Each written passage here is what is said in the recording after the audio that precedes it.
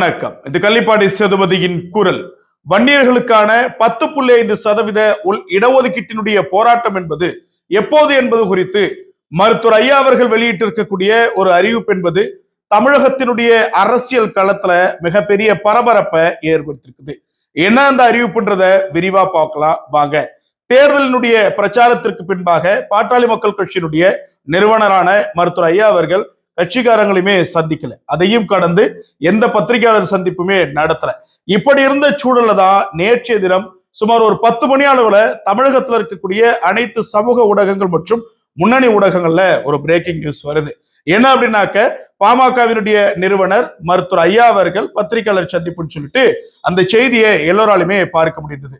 ஏறத்தாழ 44 நிமிடம் இருந்த அந்த பத்திரிகையாளர் சந்திப்புல கிட்டத்தட்ட 3 மிக முக்கியமான விஷயங்கள் மட்டுமே எல்லா ஊடகத்தாலுமே பெருமளவுல விவாதிக்கப்படக்கூடிய பேசப்படக்கூடிய ஒன்றா மாறிச்சு. ஒண்ணு பார்த்தோம் அப்படின்னாக்க வரக்கூடிய விக்கிரவாண்டி இடைத்தேர்தல் குறித்து, இரண்டாவது என்ன அப்படின்னாக்க எப்போதும் போல பொதுவா பல்வேறு கோரிக்கைகளை முன்வைப்பது குறித்து, மூன்றாவதா சொன்ன முக்கியமான அந்த அறிவிப்பு தான் என்னன்னா, வன்னியர்களுக்கான இடஒதுக்கீடு 10.5% உள் இடஒதுக்கீடு இத்தனை ஆண்டு காலமா நாங்க கேட்டுக்கிட்டு இருக்கிறோம். ஆனா இந்த திமுகவினுடைய அரசு அந்த இடஒதுக்கீடை எங்களுக்கு காணொலி நேராவே தான் வச்சிட்டு இருக்கிறாங்க.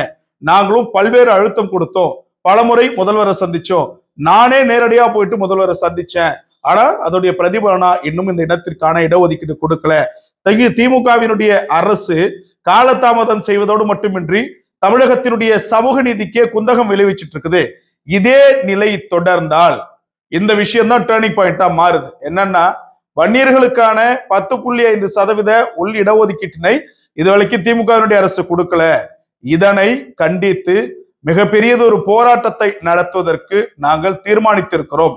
அதற்கான தேதி விரைவில் அறிவிக்கப்படும் சொல்லிட்டு டாக்டர் ஐயா அவர்கள் சொல்லவே இந்த செய்தி என்பது எல்லா ஊடகத்திலுமே பெரிய அளவுல பேசப்படக்கூடிய விவாதிக்கப்படக்கூடிய ஒன்றா மாறுது. இதனை திமுகவினுடைய தலைமைக்கு இமேஜ் கொண்டு போய் சேர்த்திருக்கிறாங்க திமுகவினுடைய வன்னிய சமுதாயத்தை சார்ந்த அமைச்சர்கள். சரி, இந்த போராட்டம் இப்போது ஏன் ஐயா சொல்லியிருக்கிறாங்க, இந்த போராட்டம் எப்போது இருக்கும்னு சொல்லிட்டு சில முக்கிய தகவலுமே வந்திருக்குது. இந்த போராட்டம் இப்போது கிடையாது, தேர்தலுக்கு முன்பாகவே நடத்தப்பட வேண்டும் என்பதற்கான பல்வேறு முயற்சிகளை மேற்கொண்டார்கள். ஆனால் தேர்தலினுடைய விதி என்பது, அவங்களுடைய சட்ட விதி என்பது அமல்ல போட்டாங்க. அது மட்டும் இல்லாம இங்க இருக்கக்கூடிய அரசியலாளர்கள் என்ன சொல்லுவாங்க, தேர்தலுக்காக இந்த போராட்டத்தை நடத்துவார்கள் என்பது போன்ற பல்வேறு விமர்சனங்களை முன்வைப்பாங்க. ஆனா தேர்தலுக்காக போராட்டம் நடத்த வேண்டிய அவசியம் பாமகவிற்கு கிடையாது. காரணம், இது இடஒதுக்கீட்டுக்கான போராட்டம். அதையும் தாண்டி பார்த்தோம் அப்படின்னாக்க, தேர்தல் நேரத்துல எந்தவித ஒரு சட்ட ஒழுங்குமே ஏற்படக்கூடாது என்பதற்காக இந்த போராட்டத்தை நடத்தாமல் காத்து கொண்டிருந்தார் மருத்துவர் ஐயா அவர்கள். இன்னொன்னும் கூடுதலா எதிர்பார்த்தாங்க, இதுவும் ஒரு காரணம்.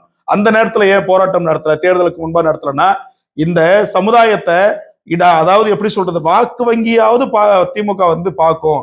அப்படி வாக்கு வங்கியா பார்த்தாலுமே கூட இடஒதுக்கீடு கொடுத்துட்டு, இதுதான் பெரிய அளவுல எதிர்பார்த்தது. என்னன்னா, இடஒதுக்கீடு எப்படியாவது திமுக அவங்களுக்கு ஓட்டு வரணுன்றதுக்காவது கொடுத்துருவாங்க, கொடுத்துட்டு நாங்க தான் இடஒதுக்கீடு கொடுத்தனாவது சொல்லுவாங்க, எப்படியாவது வந்தா போது நம்ம ஜெயிக்கணுன்ற எண்ணம் கிடையாது, இந்த சமுதாயத்திற்கு இடஒதுக்கீடு என்ற வேணுன்ற எண்ணத்துலதான் நம்ம இருக்கிறோம், அதனால தேர்தலுக்கு முன்பாக ஏதேனும் அறிவிப்பு வருவான்னு சொல்லிட்டு பாமகவினுடைய சார்பாக காத்திருந்ததாக சொல்லப்படுகின்றது.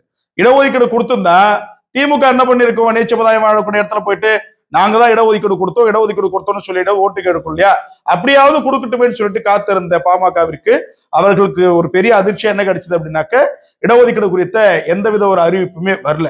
சோ இதெல்லாம் ஆல்ஓவரா கன்சிடர் பண்ணிட்டு தான் தற்போது மருத்துவர் ஐயா அவர்கள் என்ன பண்ணிருக்கிறாங்கன்னா, நாம எவ்வளவோ சொல்லி பார்த்தோம், நமக்கு இடஒதுக்கீடு இவர்கள் கொடுக்க போறதா தெரியல, நம்ம போராடினா மட்டும்தான் அதற்கான தீர்வு உண்டு. அதுலயும் குறிப்பிட்டு சொல்லியிருக்கிறாங்க, எங்களை போராடுவதற்கான சூழலுக்கு நீங்கள் தான் தள்ளுகிறீர்கள், இந்த போராட்டம் மிகப்பெரிய ஒரு போராட்டமா இருக்குன்னு சொன்னாங்க.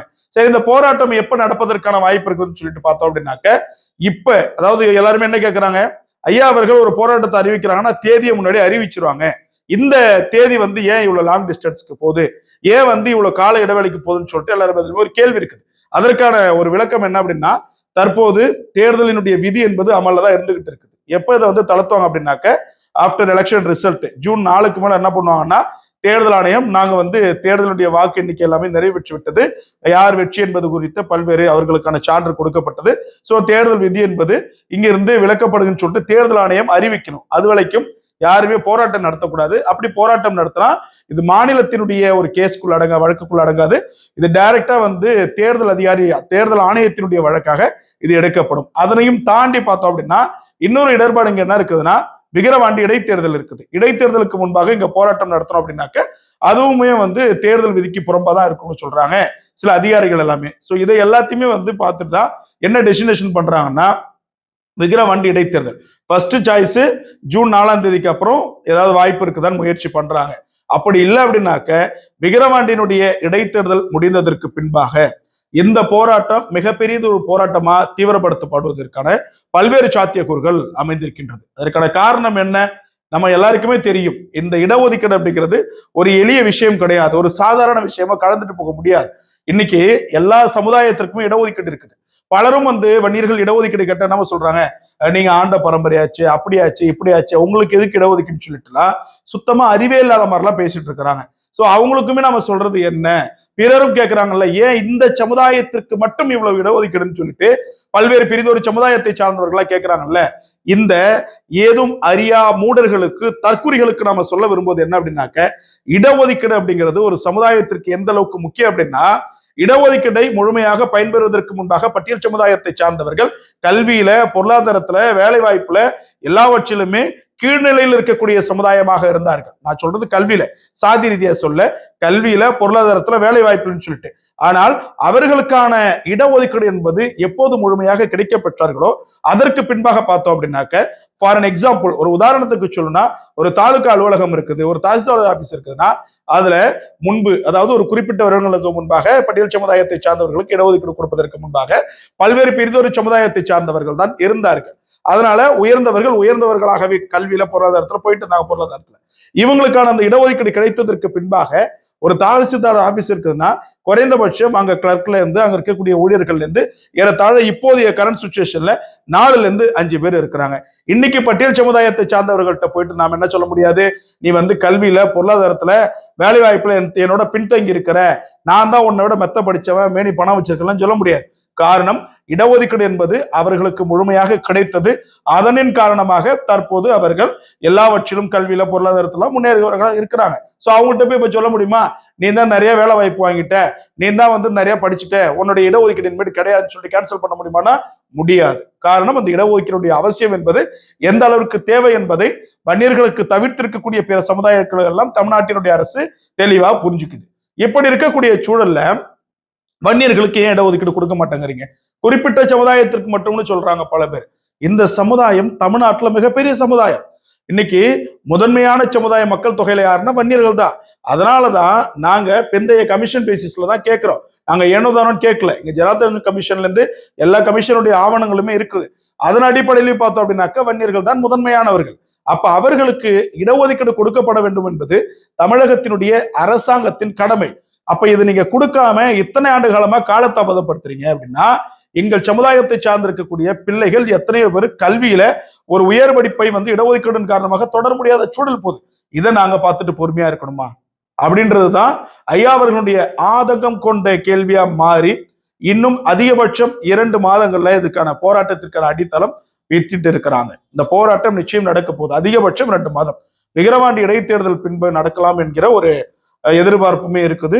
ஆனால் இது மிகப்பெரிய போராட்டமாக வலு பெறும். காரணம், இது வந்து எங்களுக்கு ஏதோ தேவையற்ற ஒரு போராட்டம் கிடையாது, வீண் விளம்பர போராட்டம் கிடையாது, அடையாள போராட்டம் கிடையாது, அதிகார போராட்டம், ஆதங்க போராட்டம், உணர்வு போராட்டம், உரிமைக்கான போராட்டம், அடுத்த தலைமுறைக்கான போராட்டம். ஒரு தலைமுறையை காக்க வேண்டியது தமிழகத்தினுடைய கடமை, முதல்வரினுடைய கடமை. ஆனால் ஒரு சமுதாயத்தினுடைய தலைமுறையை குன்ற செய்து கொண்டிருக்கிறது தான் தற்போது இருக்கக்கூடிய முதல்வரினுடைய அத்தியாய கடமையா இருக்குதுன்னு சொல்றாங்க வன்னிய சமுதாயத்தை சார்ந்தவங்க. எத்தனையோ பல்வேறு மாவட்டங்கள்ல பின்தங்கி இருக்கக்கூடிய சூழலை வாழக்கூடியவர்களாக வன்னியர்கள் இருக்கிறார்கள். கல்வியில, பொருளாதாரம், வேலை வாய்ப்புன்னு சொல்லிட்டு எல்லாவற்றிலும் பின்தங்கி இருக்கக்கூடிய சமுதாயமா வன்னிய சமுதாயம் இருக்குது. இதையெல்லாம் மாற வேண்டும், இதெல்லாம் மாற்ற வேண்டும் என்றால் இந்த போராட்டம் அவசியம் என்பதை உணர்ந்த காரணத்தினால்தான் மருத்துவர் ஐயா அவர்கள் போராட்டம் குறித்த அறிவிப்பை தற்போது வெளியிட்டிருக்கிறாரு. இதை அனைவரும் உணர வேண்டும். இது குறித்து பல்வேறு விவாதத்தை மேற்கொண்டிருக்கக்கூடிய ஊடகங்களுக்கு சொல்ல வேண்டியது ஒண்ணுதான், நாங்க ஏன் இந்த இடஒதுக்கீடு கேட்கிறோம் அப்படின்றத மக்கள்கிட்ட கொண்டு போய் சொல்லுங்க. ஏன் எந்த ஒரு ஊடகமாவது வன்னியர்கள் ஏன் இடஒதுக்கீடு கேட்கிறாங்க, பாமக ஏன் இடஒதுக்கீடுக்காக போராட்டத்தை நடத்தக்கூடிய அளவுக்கு துடிகிறது என்பது குறித்து விவாதத்தை மேற்கொள்ள மாட்டாங்களாம். ஐயோ பாமக போராட்டம் நடத்த போது இது அரசியலுக்காக பண்றாங்க, இவங்க விளம்பரத்துக்காக பண்றாங்க, இவங்க தங்களுடைய இருப்பை காட்டிக்கிறதுக்காக பண்றாங்க, இதனால சட்டம் ஒழுங்கு சீர்கடும்னு சொல்லிட்டு போராட்டம் நடப்பதற்கு முன்பாகவே பல்வேறு புரளிகளை பேச தொடங்கி இருக்குது இங்க இருக்கக்கூடிய ஊடகங்கள். ஒன்றை மட்டும் தெளிவாக புரிந்து கொள்ள வேண்டும். நல்ல சாப்பிட்டு கொழுத்துட்டு உட்கார்ந்துருக்கிறான்ல, அவனுக்கு தெரியாத பசியோடைய அருமை. ஒருவேளை சாப்பாடு கஷ்டப்பட்டுட்டு இருக்கிறான்ல, அவனுக்கு தான் அந்த பசியோட அருமை தெரியும். அதே போலதான் இந்த இடஒதுக்கீடு. நல்ல இடஒதுக்கீடுல சலுகை அனுபவிச்சுட்டு தின்னுட்டு உட்கார்ந்துருக்கிறவனுக்கு தெரியாது இடஒதுக்கீடு. எல்லாருமே படிச்சு கஷ்டப்பட்டு வேலை இல்லாம மேல போக முடியாம திக்கி திணறி தவிச்சிட்டு இருக்கிறான் பாரு இந்த இடஒதுக்கீடு இல்லைன்றதுனால. அவனுக்கு தான் தெரியும் இந்த இடஒதுக்கீட்டினுடைய வலி, இந்த இடஒதுக்கீட்டினுடைய தேவை என்னவென்று. அதை உணர்ந்த எங்களுடைய ஐயா அவர்கள் இதற்கான போராட்டத்தை அறிவித்திருக்கிறார். விரைவில் போராட்ட களத்தில் சந்திப்போம் என்று கூறிக்கொண்டு மீண்டும் ஒரு காணொளியில் உங்களை சந்திக்கிறேன். அதுவரை உங்களிடமிருந்து விடைபெறுவது உங்கள் கள்ளிப்பாடி சேதுபதி. நன்றி, வணக்கம்.